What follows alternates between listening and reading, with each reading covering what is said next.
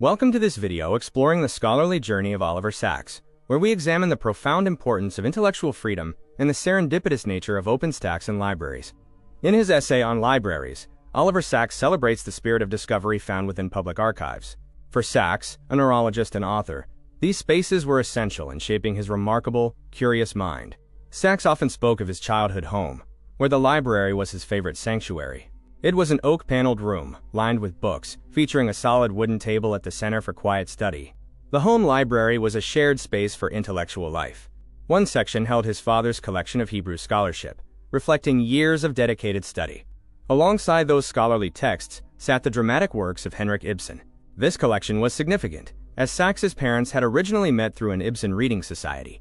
The library also held a solemn, quiet shelf containing works by poets of his father's generation, many of whom were lost during the Great War. It served as a poignant monument to a generation cut short. Crucially, the library was designed for accessibility. Lower shelves within easy reach contained his brother's books, allowing young Oliver the freedom for self-directed exploration. It was on these lower shelves that Sacks discovered Rudyard Kipling's The Jungle Book. He felt a deep connection to Mowgli, using the stories to fuel his own vivid imagination. The family collection was diverse, featuring classic novels from Dickens and Thackeray, the plays of Bernard Shaw, and various prize volumes collected over years of schooling. Even the professional medical books in his parents' surgery were kept in a cabinet that, while technically locked, always had the key in the door, an invitation to a curious child.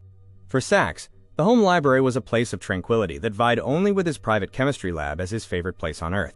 As Sacks himself noted, he could become so absorbed in reading that he would lose all sense of time, often finding himself late for meals while lost in a book. Beyond his home, the Willesden Public Library was just a short walk away. He considered this institution his library, the true site of his foundational education. Sacks often contrasted the passive nature of the traditional classroom with the active, independent learning he discovered in the library, where he could follow his own intellectual path. In the library, Sacks enjoyed the freedom to choose from thousands of books, surrounded by the quiet companionship of other readers on their own private quests. As Sacks grew older, his reading habits evolved. His childhood interest in adventure stories shifted toward a fascination with the sciences, particularly astronomy and chemistry, as he developed a hunger for technical and specialist knowledge.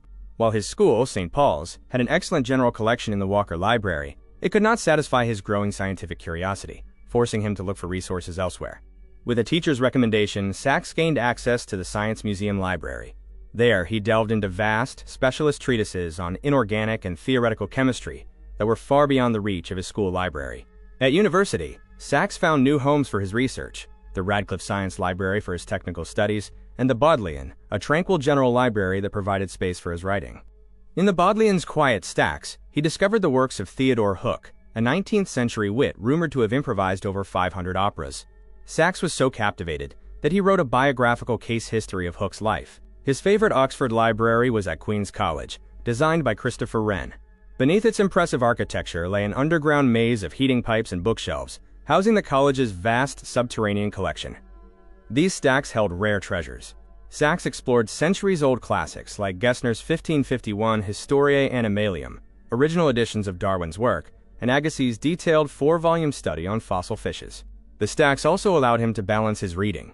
If the ornate prose of Sir Thomas Browne became too intense, he could turn to the sharp, direct satire of Jonathan Swift, both available in original editions. Reflecting on his time there, Sacks remarked that it was in the vaults of Queen's College that he truly gained his sense of history and an appreciation for his own language. When Sacks arrived in New York in 1965, he lived in a cramped apartment with no space to read or write. He famously wrote part of his book Migraine on top of his refrigerator, longing for more room. He eventually found the space he craved at the library of the Albert Einstein College of Medicine. There, he spent hours at large tables, wandering the stacks to find unexpected treasures. The library's stacks fostered a quiet community.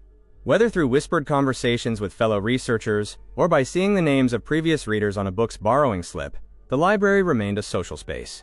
By the 1990s, however, habits were changing. Sacks observed that students were increasingly relying on computers, leading the college to eventually dispose of most of its physical book collection. Sacks was deeply distressed by this transition, describing the removal of the books as a, quote, murder and a tragic destruction of centuries of knowledge. Though librarians assured him that everything of worth was digitized, Sacks mourned the loss of the physical book's presence. He believed that the chance encounters offered by browsing shelves were something no digital catalog could ever replace.